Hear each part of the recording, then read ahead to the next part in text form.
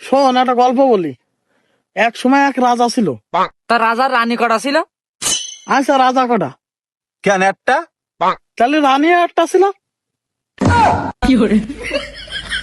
তা রাজার মাল তো একটা ছিল। এই থাকলে তো আমি বলতাম। সেই কালে সে রাজা ছিল, তা তার একটা গার্লফ্রেন্ড ছিল না? হ্যাঁ হ্যাঁ, তাই তো তাই তো। এই না তা তোর আছে? না, তা তুই চুপে থাক। এই রাজার গার্লফ্রেন্ড নেই, আমার নেই, এর নেই, তা তোর আছে? না হ্যাঁ বালের গল্প বলতে আছে।